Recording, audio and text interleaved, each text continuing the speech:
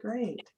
Well, welcome everyone to AARP Alaska's webinar on composting. We're excited to have everyone here today. We're also going to run this live on Facebook. We have Jodie Anderson with us today, who I understand is the composting expert in Alaska. She's joining us from the Cooperative Extension Service. We're so happy to have you, Jodie. Thanks so much. I'm really excited to be here today, Teresa. Thank you. So we were trying to find some really fun activities for the summer because it's hard to get people to come indoors and get on video in the summer. And so we had over 100 people say they were interested on Facebook. So this is obviously a big topic. So I'm going to let you take it over here. And for folks who are joining us, just put your name and where you're from in the chat. Awesome. Thanks, Teresa. And welcome, everybody. And my name is Jodie Anderson. I work for the University of Alaska Fairbanks in Palmer, Alaska. I'm the director of the Matanuska Experiment Farm and Extension Center. And we're a 920-acre farm here in Palmer that's been around since 1917. And so really excited to be able to talk to you today a little bit about composting. And this is incredibly informal. I don't like to have super formal presentations. So please, at any time, drop a question in the chat, and I'll try to keep up with it. But if I miss it, then just stop me and ask. I can't see anything on Facebook, so if someone is able to see what's happening on Facebook, and if that chat has questions, then I'd be happy to answer those as well. I see a couple of you are just interested in some basics and just helping you get started, which is hopefully what this will do today. It'll take the mystery out of composting and have fun with that. Thanks so much, Katie. I really appreciate it. So anyway, let me get started here. I did probably 10 years ago, I started doing composting research here at the farm in Palmer. And I was specifically looking at using, trying to figure out the right recipe for fish waste and cardboard, because I know that those are both really good waste products that are here in Alaska that we tend to discard, and you can actually compost with them. Unfortunately, the funding ran out before the end of that project, but I was able to learn quite a bit. And so as we move forward today, if you guys have specific questions about your pile, or maybe and all of a sudden they're sitting up.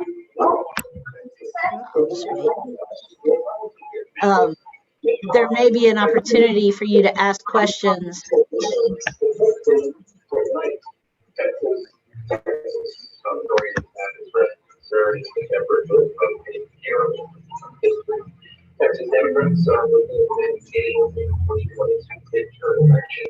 Teresa, could you mute Miss Rose, please?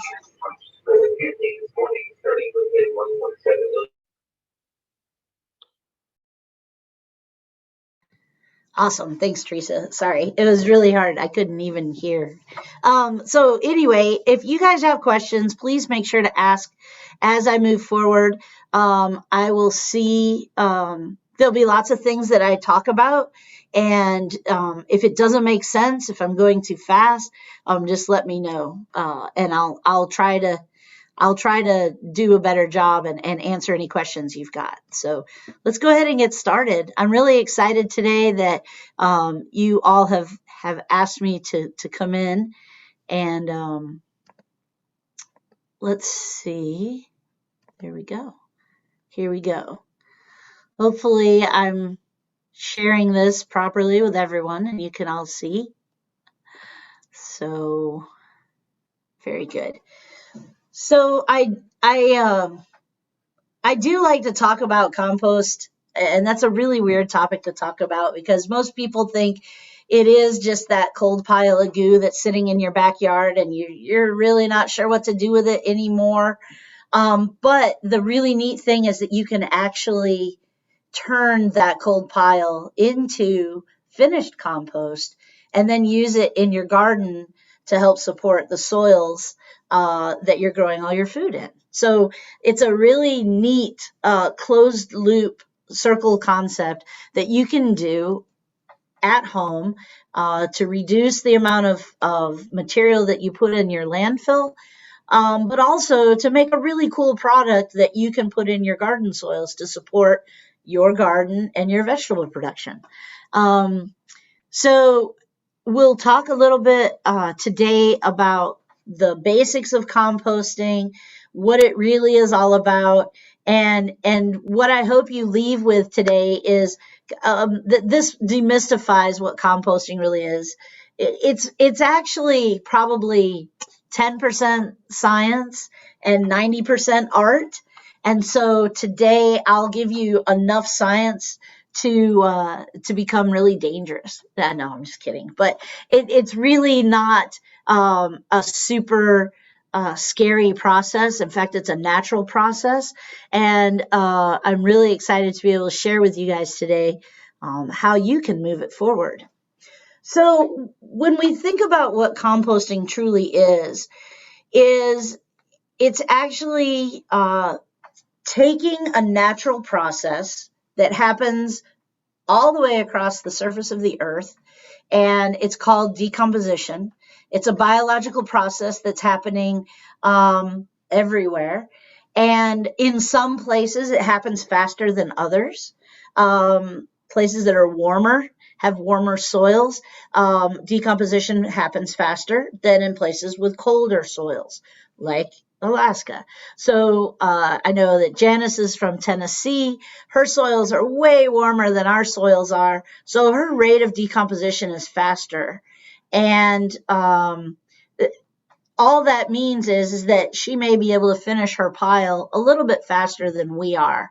But anyone can finish a compost in a very basic method within 60 to 90 days in all reality. So building a compost pile is really all about becoming a zookeeper for bacteria and fungus. I don't know if you guys remember the little flea circuses or the little brine shrimp that you could order in the back of a comic book or Bazooka Joe comics.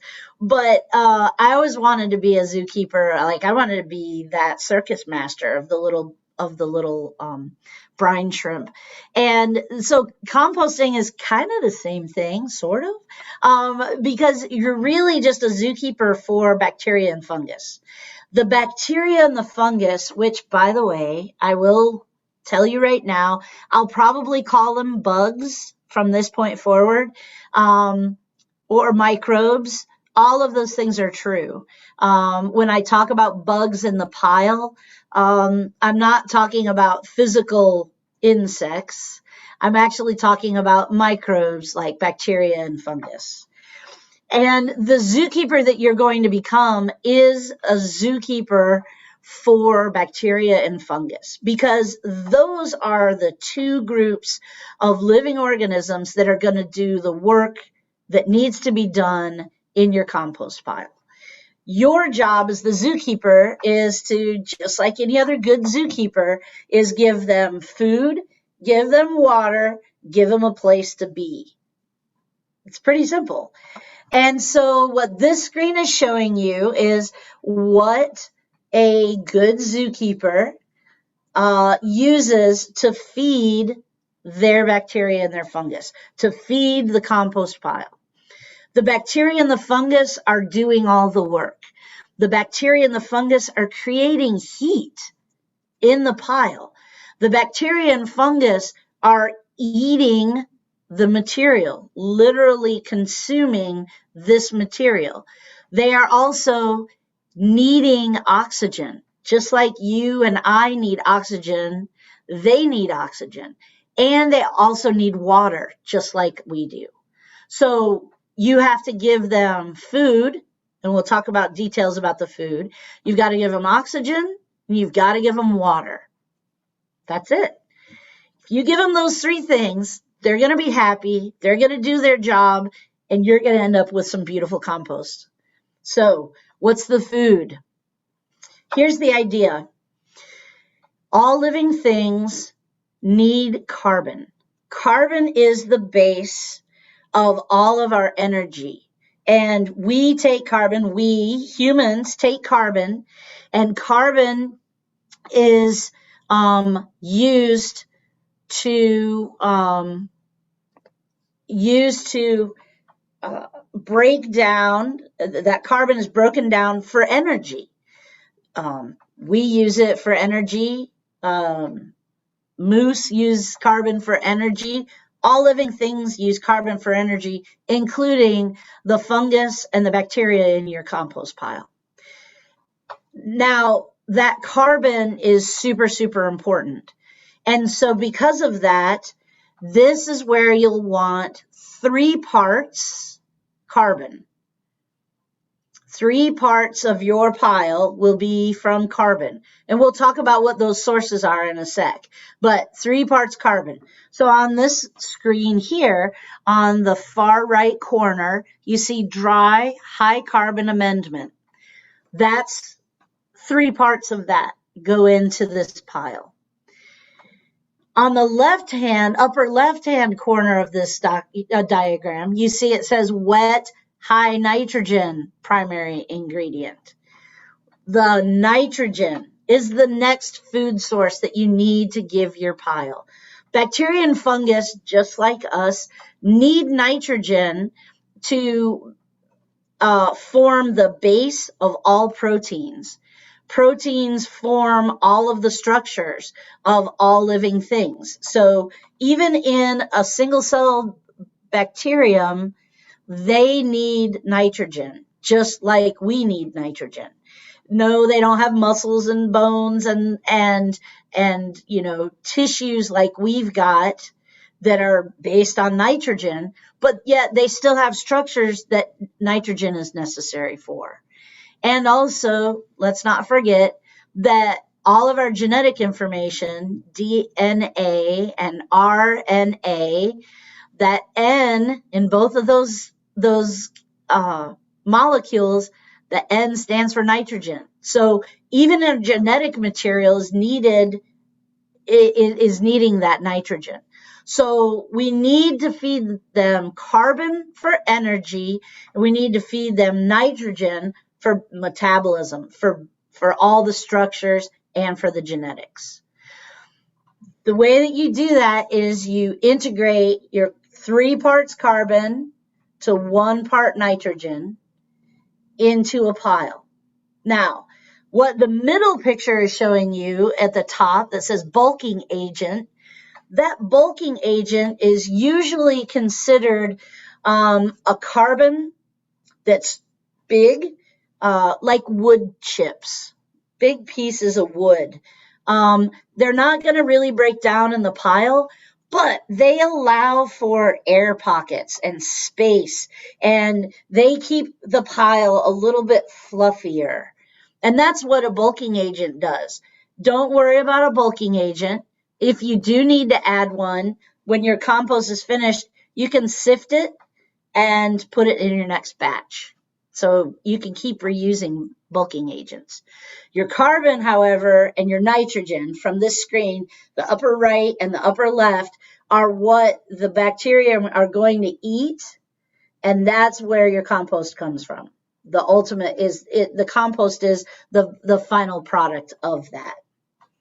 So as a zookeeper, you have to think about, how can I make these bacteria and these fungus happy? Here's the really cool part. All of the bacteria, as a zookeeper, you don't have to go to another zoo and find new animals. Your bacteria and your fungus that are going to work in your pile, your animals that you're keeping, are going to already be where they're supposed to be.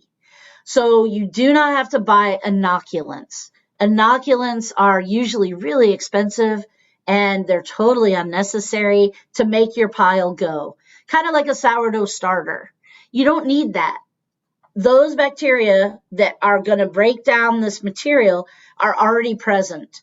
They're already on the surface of all the things, so you don't have to worry about adding it to your pile. It's already there, which is pretty exciting. So you've already got the bugs. They're already there. As a zookeeper, you don't even have to import or find any new bugs. You just have to put together these two feedstocks, they're called, to build your pile. So what are we talking about with that? So looking at building a compost pile, what you want is you want the browns, which are carbon rich, but I don't want you to get hung up on the colors of things. Yeah, I don't want you to worry about that. But in general, if you were to look up information about composting, a lot of the language talks about brown items and green items. That's just substituting carbon and nitrogen. Those are just substitutes for carbon and nitrogen. So let's talk a little bit about the carbon-rich components, these high carbon. This is what you need 3 parts of. Now, when I say 3 parts carbon to 1 part nitrogen, I am talking about, I call it parts because one of you may have a dump truckload of material because you live on a farm and you have just truckloads of material. So you would do 3 truckloads of carbon to 1 truckload of nitrogen. That would be your pile. Other people, we don't have that much. So it may be 3 wheelbarrows full of carbon to 1 wheelbarrow full of nitrogen. It could be, 5-gallon buckets. It could be, whatever, size totes. Whatever you're using as your measuring device, you need 3 parts brown to 1 part green. 3 parts carbon to 1 part nitrogen. And the idea is that as you tweak your composting, you're going to learn your recipe because your feedstocks will be different than my feedstocks. And Teresa's feedstocks will be totally different than Wendy's feedstocks. And so maybe Janice ends up with 2.5 parts carbon to 1 part nitrogen. That's her recipe. It works for her because of her specific feedstock. Whereas for us, it might just stick with 3 to 1. So it just doesn't, you're going to play with this just like cooking. You guys know about this. When you get a brand new recipe, you follow that recipe to the T, right? You add every little thing. And then the first time you eat it, oh man, that'd be really good with garlic in it. Let's throw some garlic into it next time. And the next time you added some of this and take some of that away, and you make that recipe your own over time. That's exactly what happens during composting, is that you're going to create your own recipe, but by starting in a real general sense with 3 parts carbon to 1 part nitrogen, you're going to end up with a pretty good pile. So let's look at our carbon-rich things. Let's look at these browns. These are all going to be, you're going to add these, and when you build your pile, you're going to start with carbon layer at the bottom, and then a little bit of nitrogen, and then a carbon layer, and a little bit of nitrogen, and then a carbon layer. So you're going to actually build your pile. Your original pile will be in layers.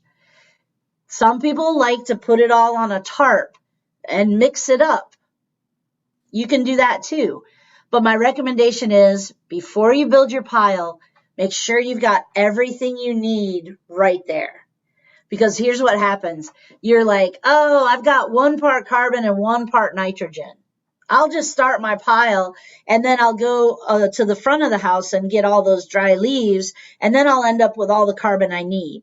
Well, then life takes over right in the middle of building your pile, and you didn't get that carbon in time. So have everything with you right there when you're building your pile, and it's the easiest way to do it. Carbon rich are going to be your woody things, very plant-based, heavy planty things like dried leaves, sticks, twigs, brown dry grass, old hay, old straw. Sawdust is great. You want to make sure it's small. You don't want big wood chips, but that sort of thing. You can have shredded paper. You can have shredded cardboard. You can use all sorts of different materials that are wood based, that are carbon based. Those you need 3 parts of. So kind of think about your situation, and then just there's ideas here. You know, obviously here in Alaska, we're not going to have a whole lot of corn cobs or corn stalks that we're going to use in our compost piles. But we certainly might have lots of brown bags, sawdust, cardboard shredded, that sort of thing. Carbon is your first pile. You've got 3 of those parts. Now, the green side, the nitrogen-rich side. This is where most people like kitchen scraps. These are the peels, the cuttings, brand new grass clippings. You just mowed the yard. As soon as they're green, use those. Here in Alaska, a lot of people have access to seaweed and kelp that's been washed up on shore after a storm, and it kind of ends up above the high tide line. That's a great place to collect seaweed and kelp. If you're allowed, please check your local area's restrictions, because there are restrictions in places. All manures are nitrogen rich. Coffee grounds are fantastic sources of nitrogen.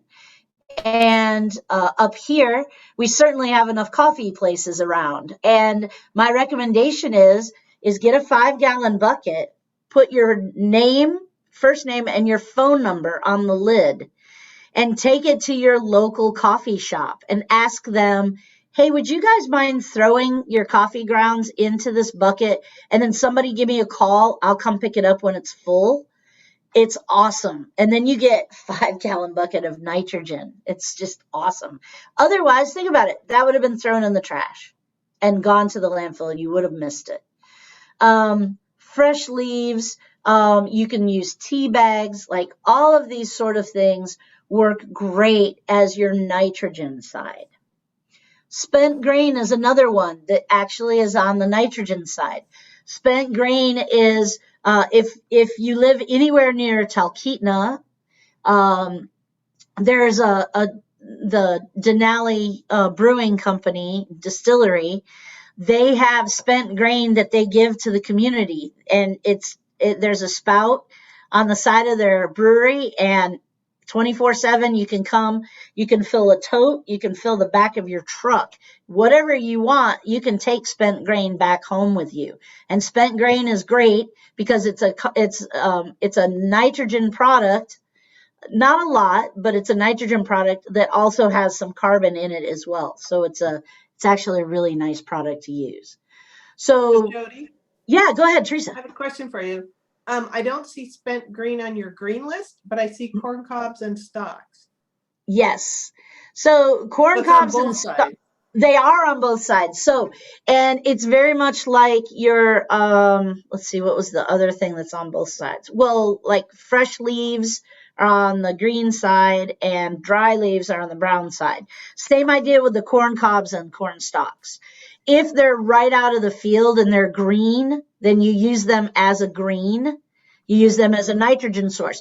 The reason is because there's still chlorophyll inside those stalks. The same with cut grass, is there's still chlorophyll. That's why it's still green. As the chlorophyll is lost and that material goes from green to brown, it's losing that nitrogen.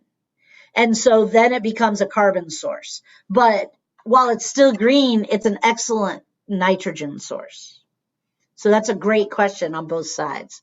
Let me check the chat while we're talking about questions and see what's up. Absolutely. You know, Carolyn, I will make sure that Teresa gets a copy of this PowerPoint so that all of you can get a copy of it if you're interested. And I'll let Teresa kind of handle that. So. Okay, sounds good. Let's see. Carolyn also asked about worms. We'll talk about worms in a little bit. I think that's it, Jody. Okay, good. I just want to make sure that I'm keeping up. And please stop me, you guys, if there's other questions as we go. So if you want to ask a question, you would need to unmute yourself because we had some background noise. Or you can, for folks who have not used Zoom before, you can raise your hand if you go under reactions, and I'll scan the list to see if people have their hand raised. There's a little hand, raise your hand button under reactions, and this is all at the bottom of your screen. Or you could just raise your hand, wave your hand. That's awesome. Thank you, Teresa. And you can also type the question in the chat and we'll check that too. Yes. Mark was asking if this is being recorded and if he can get a hold of it. I know that you guys are recording this. It is being recorded, and we will, after this, we will send out to everyone who attended, we'll send out the PowerPoint and the recording. If you're on the phone, that might be a little harder. You might have to send me an email and I can make sure you get it. Awesome. Go ahead, Jody. No, that's cool. Thank you. This is great. And please feel free to, stop me and go on this. Do you want to, Teresa, do you want to answer Diane's question there? Sure. Or Diana's question, sorry.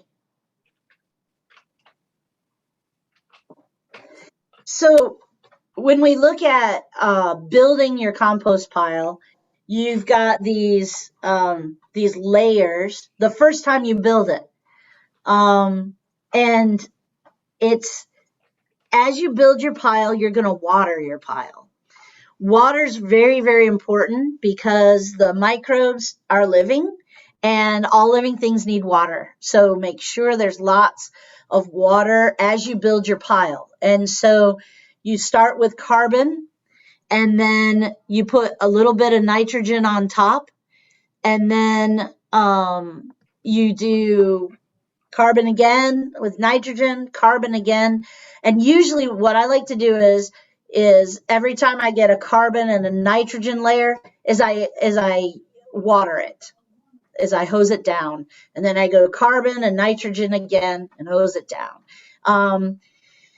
Your microbes are going to use that water, and the core of your pile is going to dry out faster than other parts of your pile will. So make sure that when you check your pile, you're looking in the middle of your pile. But we'll talk about it. So this is awesome, you guys. This is so cool. Okay, here's some science because I am a nerd and I do have to get in a couple of nerd hits here. I do want to show you guys what's happening in terms of the temperature profile of your pile. When should you turn your pile? And what is happening to make this weird pink wavy graph? So the beginning of your pile, the life cycle that's in your pile, remember all the bacteria you need and all the fungus that you need are already right there. They're just there. They're ready to go. Literally, they're ready to go. And the bacteria are your sprinters. And the fungus are your marathon runners. So think about that. Your sprinters are right at the beginning of your pile. And if you look, day 0 is on the far left bottom of this graph. And the days increase in 20-day increments across the bottom. And then if you notice, your temperature increases on the left margin, going up. As time increases, right there at the beginning, look at how fast the temperature rises to almost 140 degrees. Once you're over 132 degrees, you're in a great temperature zone because you've just killed E. coli bacteria, the bad bacteria, E. coli and Salmonella. The good bacteria are really happy because they need that temperature, they love that temperature, and they have really simple carbons to eat. They're like small children in a room locked with puppies with candy in it. And think about what happens when you have a small room with children, no windows, puppies, and candy. The kids eat the candy, the puppies are all excited, the kids are all excited, and everybody's running around inside that room, and there's no place for any of that energy to go but in that room, and heat. You look at the temperature in that room, it's going to increase because of all that energy that those kids are expending, because they're eating carbons, right? And they're releasing energy as in the form of heat. That's exactly what the bacteria are doing in your pile. That's why it goes from ambient temperature, which here looks like it's about 70, 72 degrees, all the way up to 130 within the first 5 to 6 days. It's because the bacteria have a food source, there's tons of it, and they're eating it like crazy. So they're releasing all this heat. The pile is what heats itself. I've had people who say, Jodie, I have a compost turner in my backyard and it's black to absorb the heat from the sun. And my answer to them is, that's awesome, and it doesn't matter, right? It isn't the heat, it's not the ambient temperature that makes your pile's temperature increase. It's the internal heat. It's the pile itself. You are feeding your bugs exactly what they want, and they're responding by eating that material and releasing heat energy. And so those bacteria are going to keep eating like crazy. They're just like, nom, nom, nom, nom, like all those little kids. But what happens when the candy's gone and the kids get tired and there's no more candy and the puppies are asleep? The kids start to fade and they start to droop, and the temperature in the room starts to drop. That's what's happening at that first arrow when the temperature drops. When the temperature starts to fall on your pile, that's when you turn your pile. So you turn your pile when there's an arrow on this graph, which is represented when the temperature starts to fall.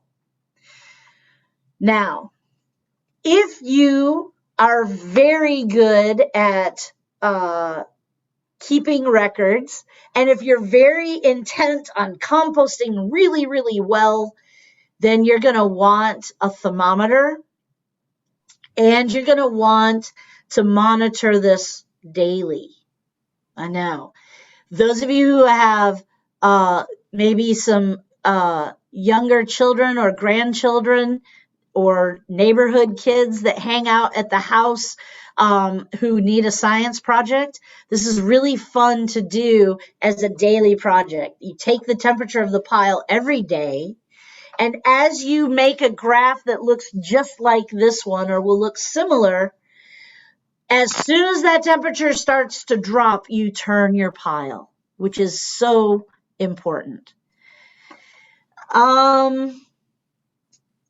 So Diana, this is a really good question. Diana's asking about a time frame in which you have to add your kitchen scraps into your carbon.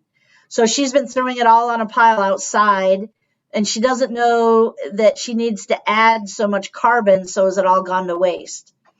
There's tons of really good points in that, Diana. Let me start with your very first one. You're going to want day 0, you're going to want your compost to all start at once. When you begin to add more to your pile, you're kind of starting it back at day 0. So if you just keep adding to your pile, you're never going to get a finished compost product. So pull all your materials together, build a pile, and let it happen.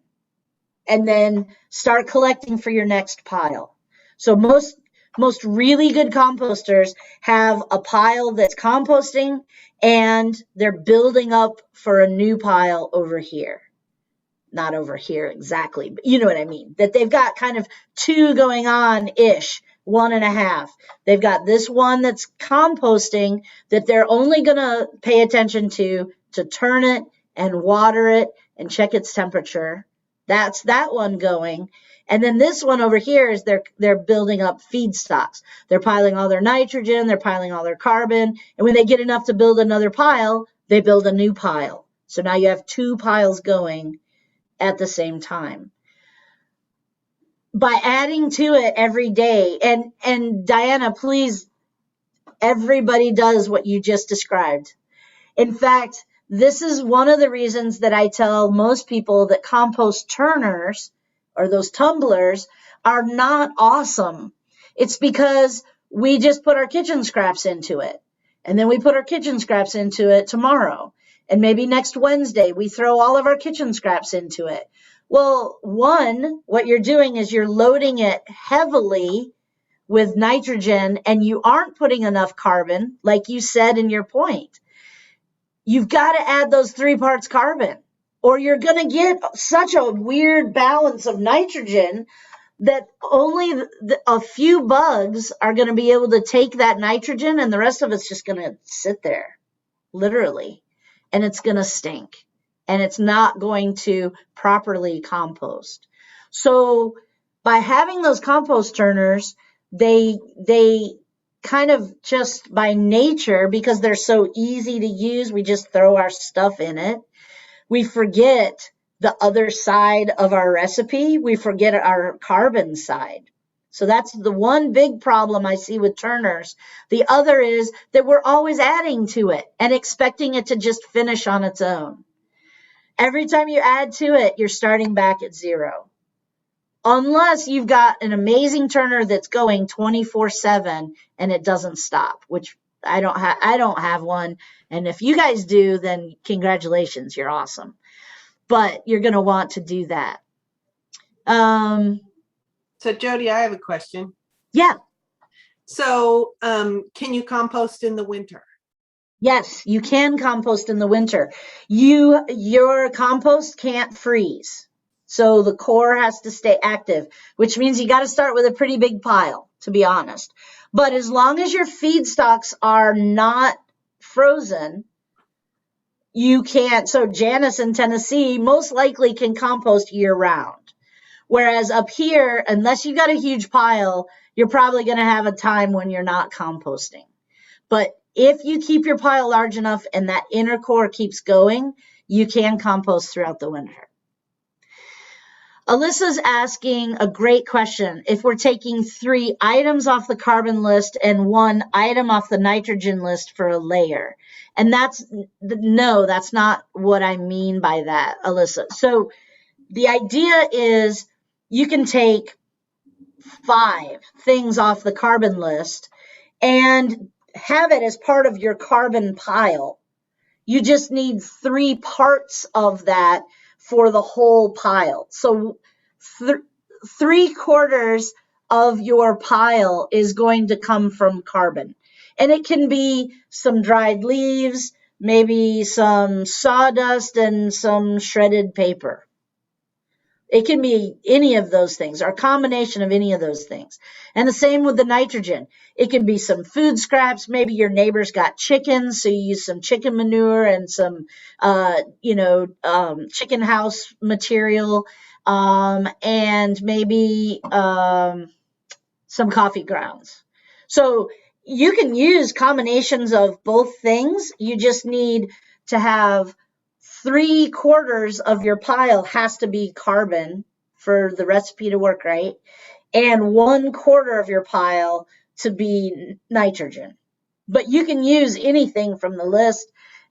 And, it really, that's why I was saying everybody's recipe is going to be totally different, because you may have a resource where you get tons of sawdust, and that's all the carbon you ever use is sawdust, but you have lots of different nitrogen sources. Great. Congratulations. I can't do that. So my nitrogen or my carbon is going to be lots of different sources. Yeah, no worries. That's a great question, though. That's an excellent question. Yeah, there's a great, G Wood is asking, how do you keep food scraps in a bear safe way outside? I don't want to build them up in my house. That's a tough question. That is hard to do, because for them to be bear safe is critical. And as you're piling up nitrogen, they don't have enough carbon, so it's going to smell.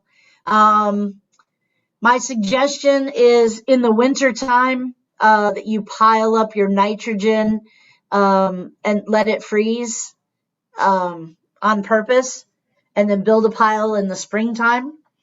But come summertime, when you're trying to build it, that's much tougher to do. I would even say it's super hard to do in a bear safe way. You can compost in a bear safe way, because by adding carbon to that nitrogen, the carbon and having the right amount of carbon, your pile won't smell. So that's when you know you're doing it right. But collecting that material in a bear safe way is going to be a trickier thing for sure. So maybe what that means is that you collect all of your carbon, and then you have friends who have chickens, friends who have coffee stands, blah, blah, blah. And you gather all that nitrogen material and at one time, and then just build your pile after you get all that nitrogen material. But collecting it as you go is going to be tough without freezing it, even in the summertime in a bare area. That's a really good point. So you turn your pile as the temperature starts to decrease, and when you turn your pile, you're bringing the carbon from different parts of your pile into the middle. So you're bringing new food in, you're bringing water, and you just lifted the whole pile and turned it. So there's lots of oxygen in the pile. So your bacteria get really excited again, and then they eat all the food. And then they get really excited again, and they eat all the food. And notice this continues until it really doesn't heat up anymore. That's when you know your composting is finished. A good type of a thermometer. Teresa, that's a great question. There are thermometers you can buy that are compost thermometers. You want a pretty long probed thermometer, because you need to get to the center of your pile. But I'm not a really precise, when I'm not doing it for research, I'm not a precise composter. So this is what I use for my thermometer. I just use my hand and I stick it in the middle of the pile. And you're going to tell really quickly when it's 120 degrees or if it's 60 degrees. So I just tell people that you can spend an awful lot of money on thermometers, like everything else. There are gadgets for everything. You can even get Bluetooth monitors to put in the center of your pile that talk to your smartphone, and you can monitor your compost temperature all the time. Oh my gosh, that's not quite where I'm at either. So in all reality, I like to stick my arm in the center, and when it's cold, I turn the pile. I'm not super magical. That's why it takes me longer to compost than other people. If you're monitoring the temperature, you're going to see the moment it starts to fall, that's when you turn your pile. You're going to finish way before I am, because I'm busy and I've got life and things are happening and, oh my gosh, I should go check the pile. I stick my arm in there and it's gross and cold. Time to turn the pile. So that's when I turn it and I water it. I rebuild the pile up to the right shape. Cover it with some more carbon if I have some, so that it looks like a pile of leaves, and then I'm done. How best to have a mulch rotating barrel in the garage and small living areas? Carolyn, a rotating barrel in the garage is good. Again, be very careful in that we have a tendency to only add food scraps to it. So then you end up with really heavy nitrogen and not enough carbon. So here's what you do. The way that you fix that is you take, let's say that you've got a small little container. I'm just going to grab this off my desk because I have it. So let's say you have a little bowl in your kitchen and this is where your food scraps go, okay? And have maybe a pile of straw or sawdust or some sort of carbon right next to the rotating barrel in your garage.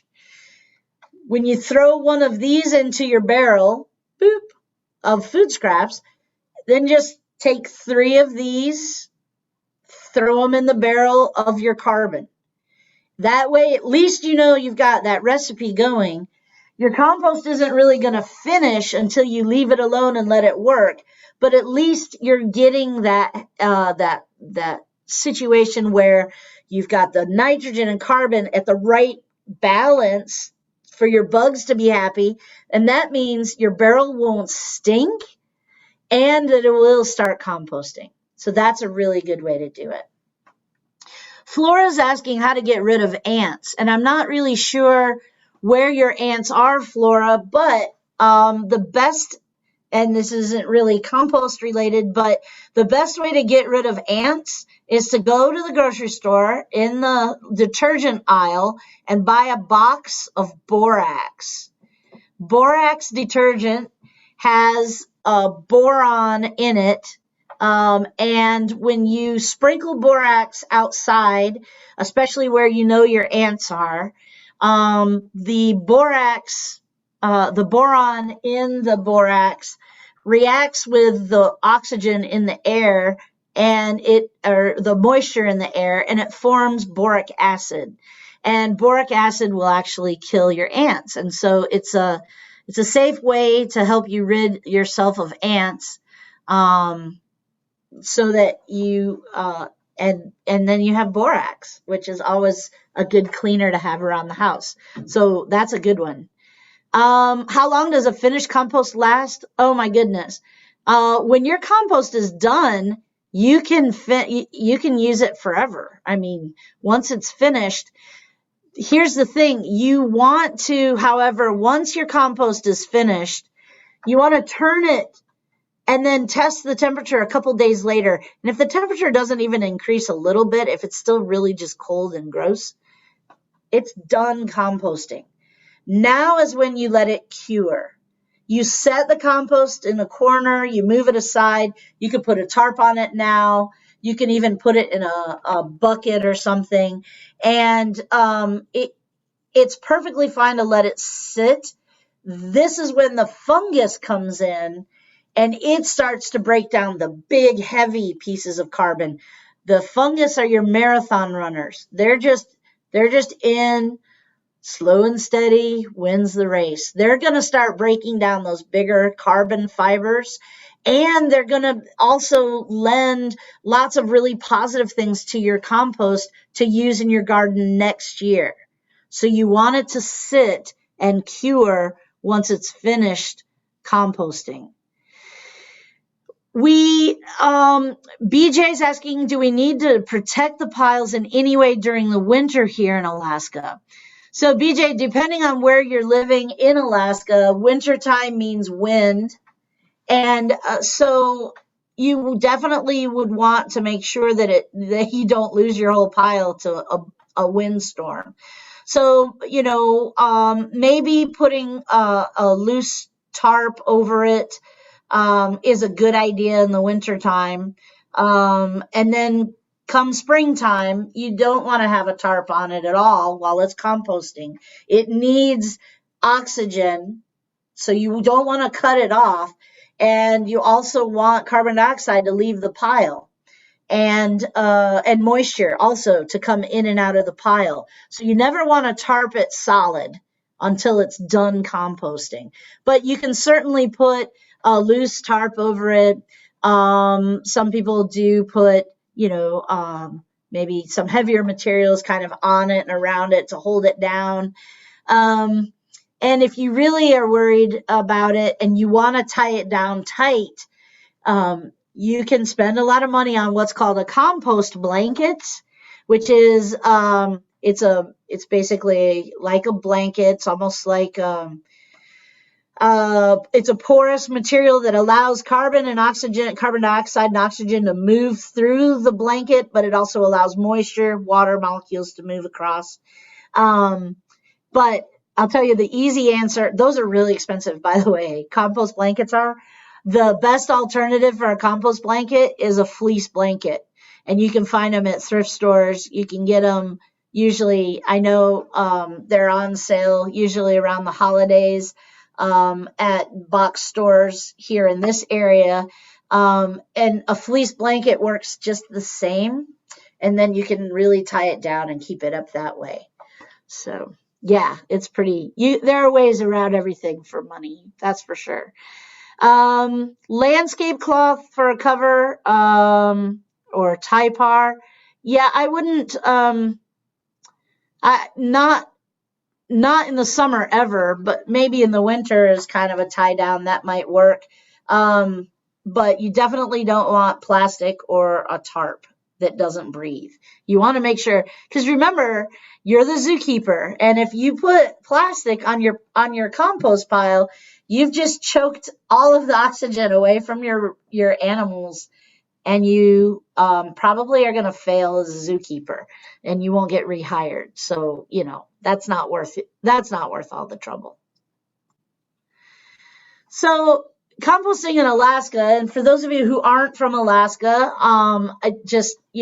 maybe just listen in, but this won't be as interesting to you probably, but it might be. So these are some examples of some really simple composting that works here in Alaska. The one in the upper left-hand corner was at a farm, a little urban farm in Soldotna. And this very kind gentleman was tired of listening to his wife complain about bending over and turning her compost pile. So what he did is he took a nice big barrel and he cut a hole in the side and made a door, basically, that had a latch. He put air holes in the ends, and he put 2 sawhorses with caster wheels on the corners of the ends of the sawhorse, so the 4 corners of the sawhorse, and he put the casters up, and then he put the barrel down so that the lip of the barrel caught those caster wheels. And the height of the sawhorses was high enough so that she could open the door and it would drop right into her wheelbarrow that she ran underneath her sawhorses. It was brilliant. It was so cool. Now, this was the process that she used. She had 4 compost piles in her garden alone. This was her pre-composting stage, which I thought was really interesting. She used this for you can see in there's a lot of rainbow chard clippings, and there's also a lot of food scraps from the kitchen. That's what she would throw in here. And she also had she had bags of dry leaves from last year that she would put in the mix, and she would use this as a pre-mix to throw all her scraps into, keep carbon in, so that she wasn't getting a horrible smell and tons of water. And then when it got full enough, when she really couldn't spin it anymore to turn it, she would unload it and then take it over to her new compost pile, add more carbon to it, and then she had her compost already kind of pre-going, and she would start her compost pile that way. It was a beautiful system. She worked out the art of it. Remember I said it's like 10% science and 90% art? I've already told you all the science. It's carbon, nitrogen, oxygen, and water. That's it. And so she figured out a system that worked for her feedstocks, her situation, and it was actually really just very, very efficient way for her to work. And he was very excited. He told me on the side that he was so excited because he didn't have to hear her complain about it anymore. It was pretty funny. The next picture in the middle there is from Kisilov. There were some clients there that used their grandchild's kiddie pool. The grandkids were a little upset when they came to visit Grandpa and Grandma that summer because there was compost in their pool. But it was just curing. This is the kind of final stages. It was just about done. And this is early spring, and there's some grasses that are up there, but this had just thawed from frozen from the winter. So you can see kind of how it's moist in the middle there. It's because it had just been frozen. So it was just melting out. But they were trying to make sure that they had a place to put this compost so that when the kids came this summer, that they weren't sad that they didn't have their kiddie pool back. And then in Galena, and Galena is a community off the road system. It is on the north side of the Yukon River, about halfway between Fairbanks and Nome. Kind of, if you find a map, Fairbanks and Nome and go straight across, Galena's about halfway on the north side of the Yukon River. A friend of mine lives up there. She has chickens and turkeys. They're hunters and trappers, and they put anything organic into that pile. She puts in scraps from the house. She puts in gut piles from the trap lines that her kids run. She puts in chicken manure, and you can see that there's some straw in there. And if you can tell or not, in that lower left-hand picture, it's a pitchfork. That's how she turns her pile. She just does it the old-fashioned way. She turns it with a pitchfork, and she makes amazing compost. So she built a container out of old pallets that she builds her compost pile into.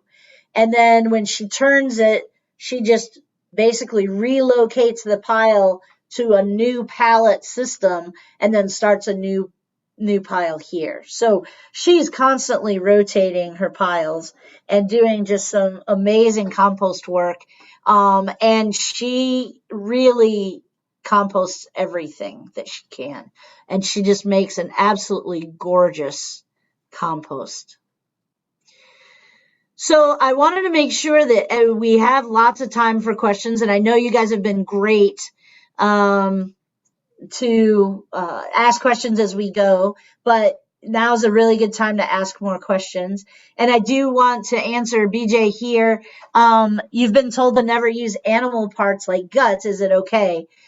You know, BJ, the reason that they tell us not to add dairy or meat or, any animal product into a compost pile is because most people don't do it correctly. And so if you do it the right way you can absolutely use animal parts as a nitrogen source, and you can compost them very well. I was doing research with fish guts and heads and frames and cardboard.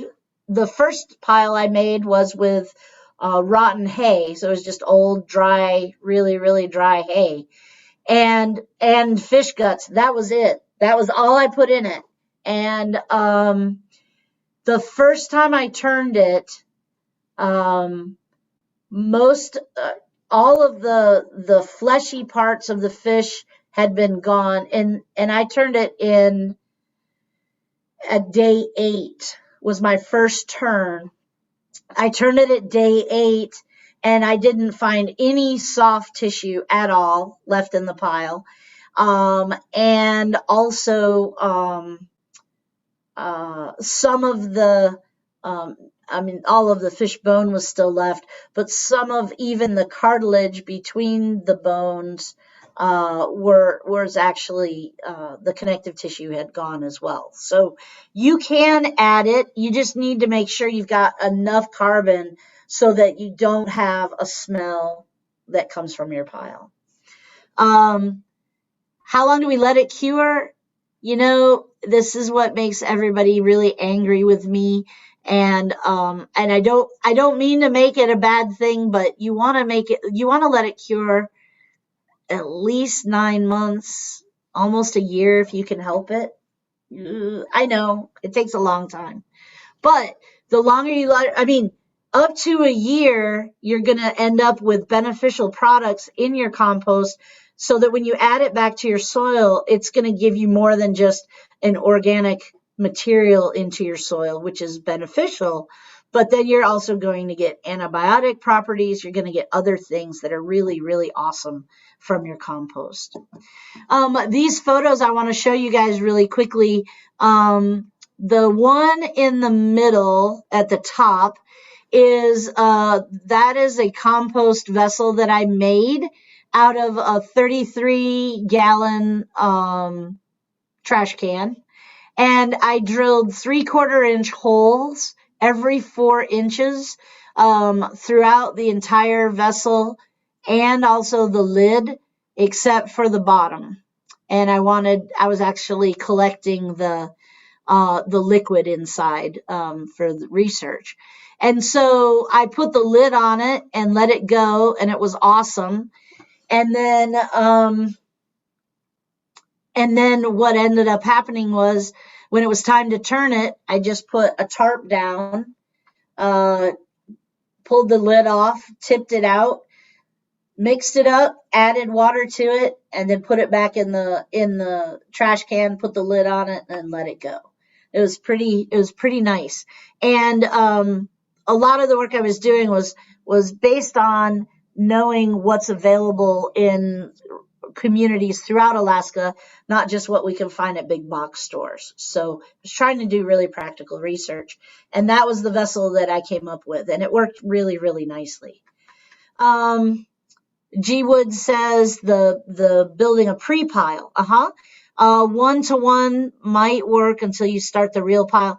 I would do 2-to-1 in all honesty, until you figure out your feedstocks. Then you might be able to do 1-to-1. Let your nose tell you what's right.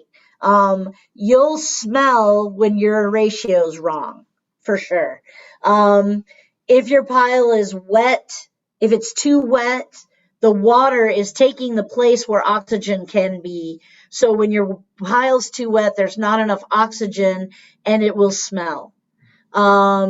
So fluff it up, add some carbon, toss it if it's too wet. If it smells, it's got too much nitrogen, probably also not enough oxygen. So again, add carbon, fluff it up. It shouldn't smell. There are farms in the lower 48 that do what's called on-farm carcass composting, where any of their mortalities on the farm, livestock mortalities, not like Uncle Joe, but the livestock mortalities, they're actually composting them on site, and you don't even know that they're composting at all. And so there's no smell. There's no like bones sticking out of the pile. It looks literally just like a pile of hay just over in the yard somewhere. So you can compost that way to help that reduction. Diana's asking, as far as shredded paper and cardboard and newspaper, is it okay if there has ink on it? Diana, that's an excellent question. All of the inks that are used now, and I say now as in today, are they're a plant-based, water-based product, and so it is safe for you to do that. However, if it's just like all things with gardening and everything else, it's really all about personal choice. If you don't feel comfortable using a newspaper with ink on it because you don't like the idea of it, then don't use it. Scientifically, it's safe to use. It's fine to use. But if you personally don't like it, then it's fine. Don't worry.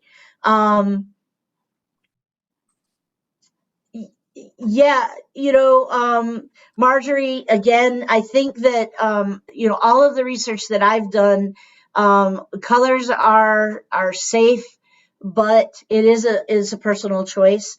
The one thing that I would say isn't a personal choice is if you're using wood and you're using sawdust or wood chips, please do not use pressure-treated lumber at all.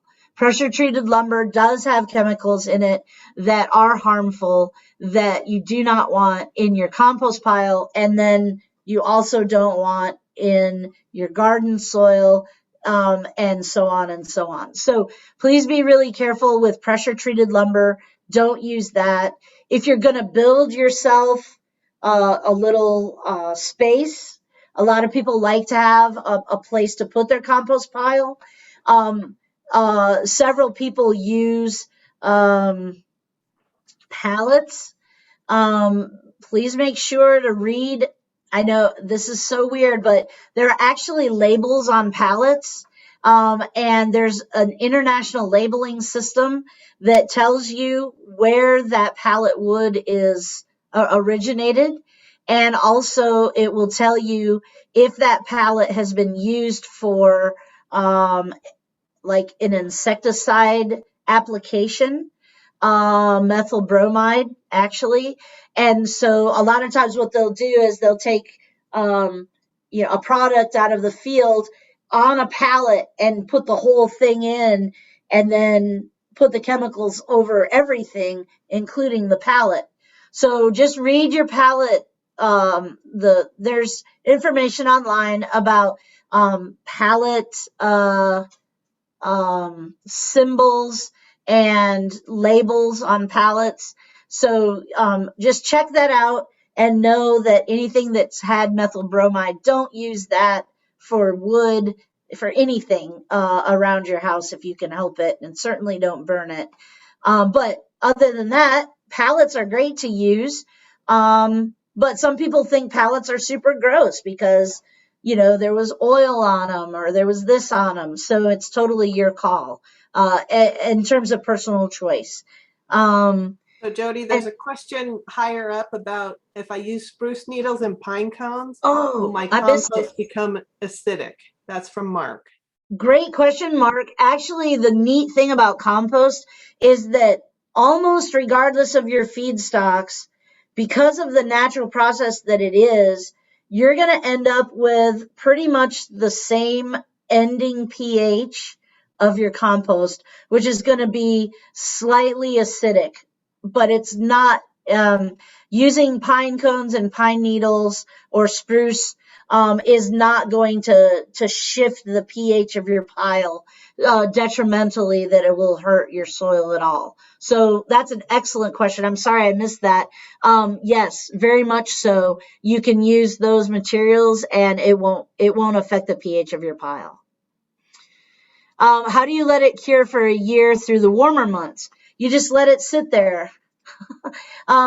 You just put it in the corner of your yard. You kind of forget about it and just let it hang out, and then use it in the fall time that next year in your garden before you put it to bed. So Jody, Um, if you started a pile in early spring, so you collected all your stuff, started a pile, did it all the way through the summer, let it go through the winter, could you use it that next spring then? It depends on how warm it is for the winter. If we have and depends on where you are in Alaska, certainly, or wherever you are. If you've got, if you do your, um, if you build your pile and it's done in 90 days because you took really good care of it and you finished it in 90 days, then that's 3 months, and then you let it sit for 9 more months. Yeah, you could use it in the spring. I'd let you, but it wouldn't be ideal, but it'd be okay.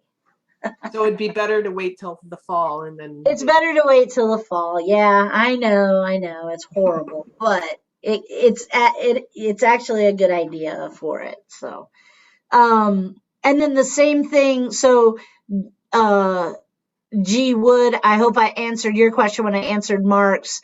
In that, if you're using spruce peelings, again, you're not going to change the acidity of your pile that much. It's amazing what the microbes will do, and the end result that they give you is going to be pretty usable material. So, great questions. Jody, the other question that was farther up is how wet is too wet, or how do you know what's the right wetness? Awesome. Yeah, great question. I am so glad you asked that because I totally forgot. Water is critical, and you want between 50 and 60% moisture. There you go. That's it. No, I'm just kidding. So how do you know what that is? Well, one, you could buy a moisture meter and you could stick it next to the thermometer so that you just got all these things. You can get them electronically connected to your Bluetooth on your phone and tell the moisture level and the temperature simultaneously as soon as you wanted that information. But you could use this again. I know, like I'm super into the cheap. So when you go and you put your hand in the middle, and I'm trying to show you guys this because usually when it's face to face, this is kind of, this is part of the drama of the whole class. But you put your hand in the middle of the pile, and when you're checking the temperature, and then you just grab some of the compost in the middle and you pull it out. And if there's water coming down your arm into your armpit out of your hand, it's too wet. If your hand comes out on fire, it's too dry. Your moisture, 50 to 60% moisture means this. You can squeeze it and open your hand and it still stays in the form that you just squeezed it into. And a little bit of water comes out, but not much. So it's kind of like a sponge that you're ready to wipe the table down, right? You don't want the sponge like soaking with water that it's dripping all over the floor when you walk over to the table. And when you move it around on the table, you don't want it to lose all the water everywhere. You want it to be so that you can squeeze that sponge out and there's still water left inside, but it's just not dripping out saturated. That's 50 to 60% for your compost pile. And that's exactly what you want for your moisture level. So that works. I use old leaves as mulch for winter. In spring, they're pretty wet. Yeah, you can totally use those. Absolutely. You can use those wet leaves. It's fine. You just won't have to water as much. So you've already added moisture, which is great. When I get phone calls from people, it's hilarious. I call them haircuts over the phone because I can't see your pile. I don't know how to give a haircut over the phone, but I would say 95% of the time, and by the way, I use 78.2% of all statistics are made up on the spot, but I'd say like 98% of the time, it's someone's pile stopped working. It's not composting. It's not getting warm anymore. What's the matter with my pile, Jody? and they're calling me from somewhere that I'm not. My answer usually is it's too dry.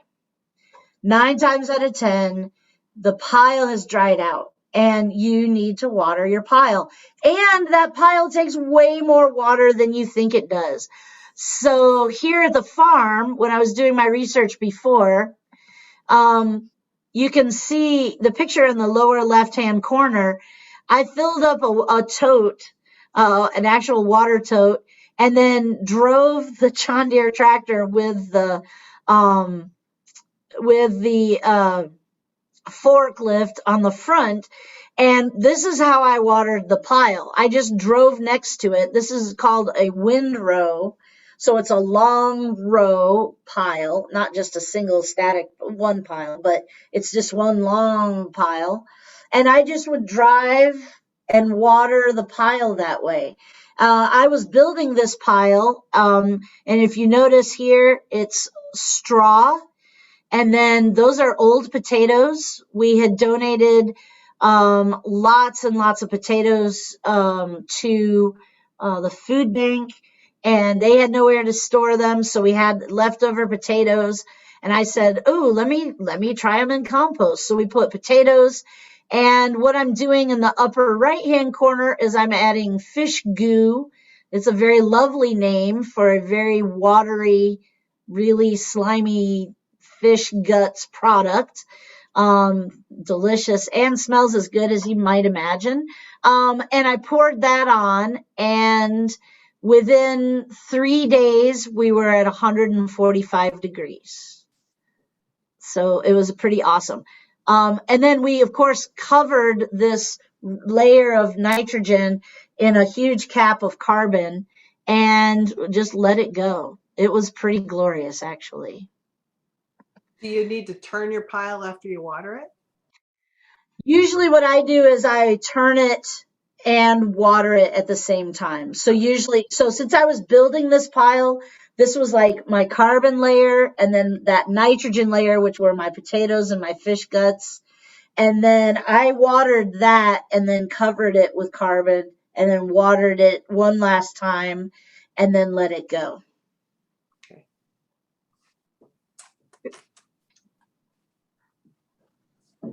So yeah, so it worked great. And then after it started cooling down, we turned the pile. We had borrowed from the burrow, from the Matsu burrow, we actually were able to borrow a compost turner that they had purchased from On Base. And so we had this beautiful compost turner, and this made some really beautiful, gorgeous compost.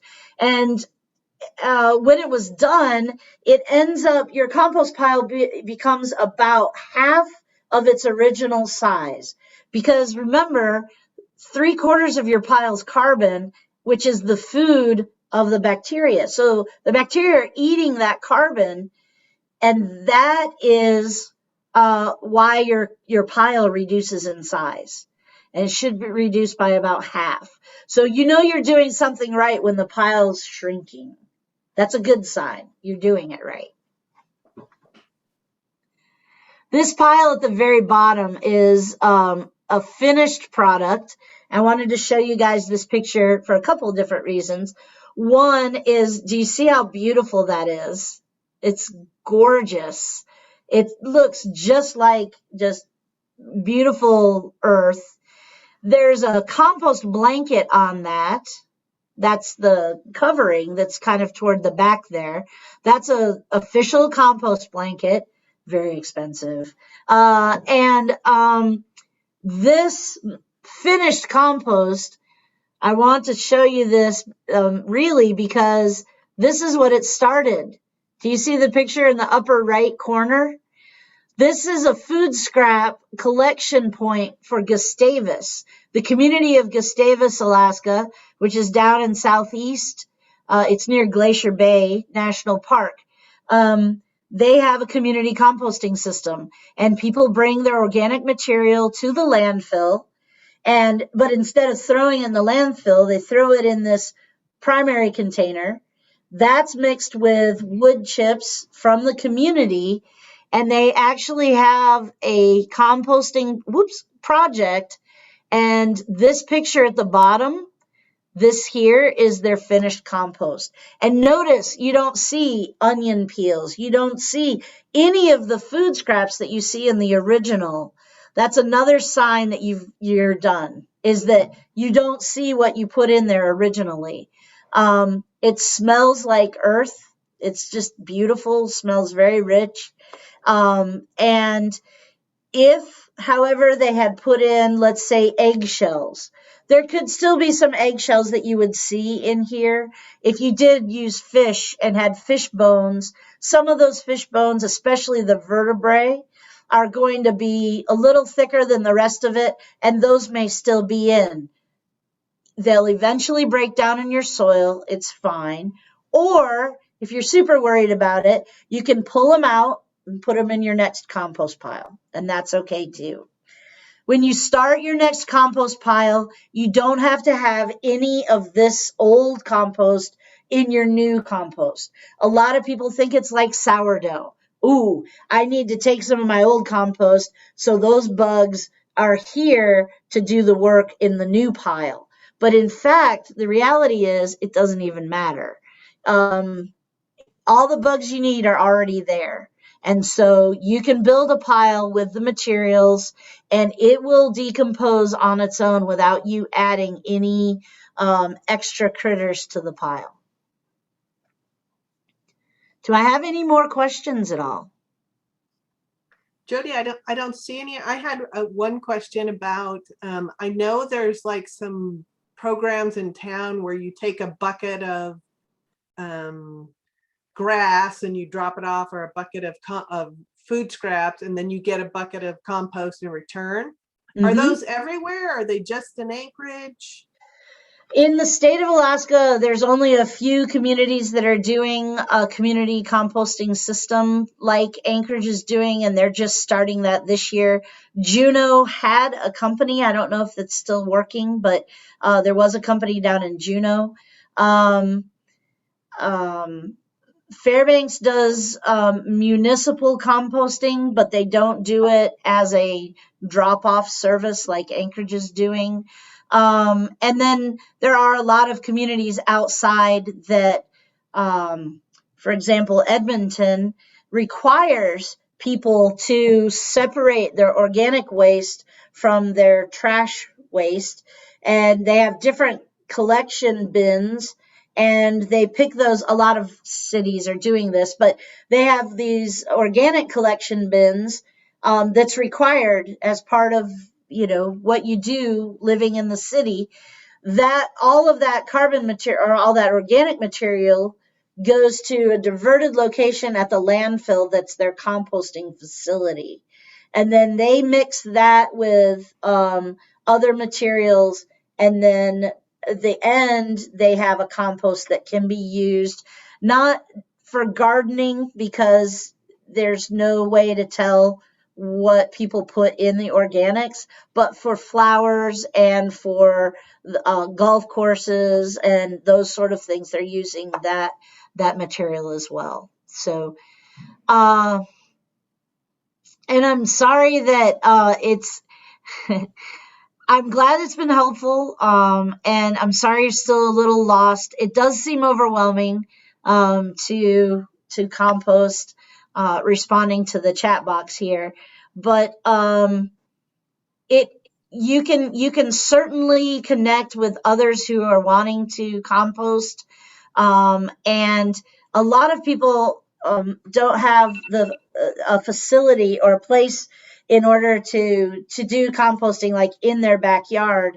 And the thing to do is find a friend who does compost and support them and give them your organics, and maybe you can get some compost back. But also programs like Teresa's mentioning, more of a community composting or municipal composting systems that are happening. Check it out in your area. There may be something, and you can participate in that and get that awesome compost to put back into your soils to help you grow food and kind of close that waste loop at your home.